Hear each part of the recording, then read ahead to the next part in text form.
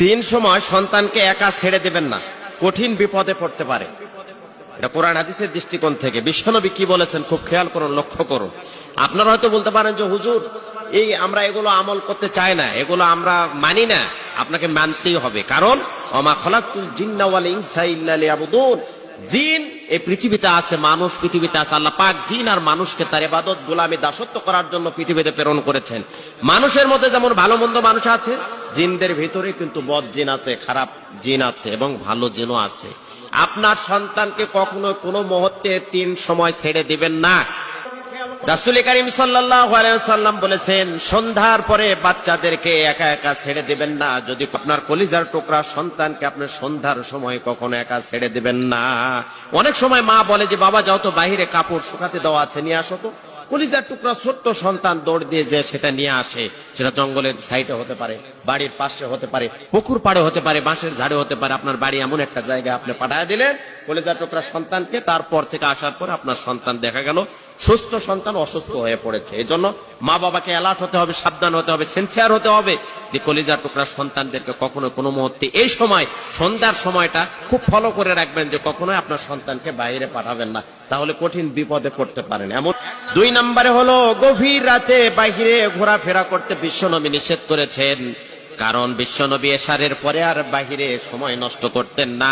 এশার সালাত আদায় করে দোয়া পড়ে, যেগুলো শিডিউল আছে, নিয়ম আছে, সে অনুযায়ী দোয়া দুরূদ পড়ে বিশ্বনবী ঘুমাতে চলে যেতেন, ঘুমের বিছানায় চলে যেতেন। কিন্তু আজকে আমাদের একটা বদ অভ্যাস হচ্ছে, আমরা রাতের বেলা বেশি বেশি ঘোরার অভ্যাসে পরিণত হয়ে গেছে।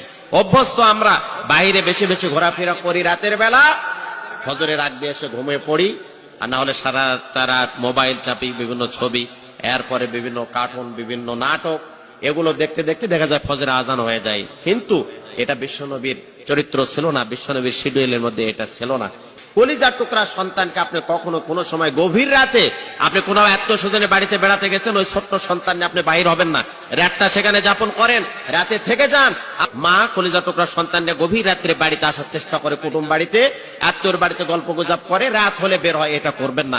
আপনার কলিজার টুকরা ছোট্ট সন্তানের সাথে জিনদের কিন্তু একটা আলাদা সম্পর্ক তৈরি হয়ে যায় এবং জিন ছোট্ট বাচ্চাদের প্রতি বেশি আকর্ষণ করে। এই জন্য কলিজার টুকরা সন্তানকে কখনোই গভীর রাত্রে ছেড়ে দিবেন না এবং আমরাও গভীর রাত্রে বাহিরে চলাফেরা করার চেষ্টা করব না।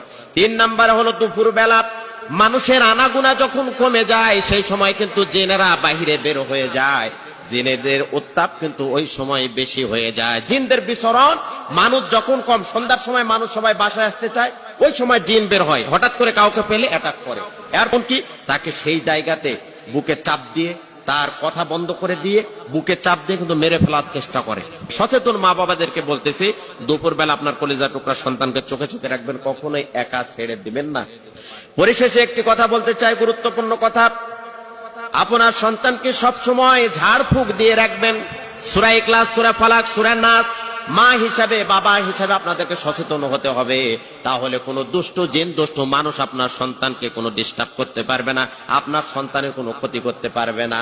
ইনশাআল্লাহ দুষ্ট জিন, দুষ্ট মানুষের চক্রান্ত থেকে আপনার সন্তান নিরাপদে থাকবে। আল্লাহ পাক আমাদের কলিজার টুকরা সন্তানদেরকে হেফাজত করুন। এবং যেই তিনটি সময় আমরা বললাম, এই তিনটি সময় বড় ছোট সন্তান, ছোট বড় সবাই একটু সাবধানতার সাথে চলার চেষ্টা করুন।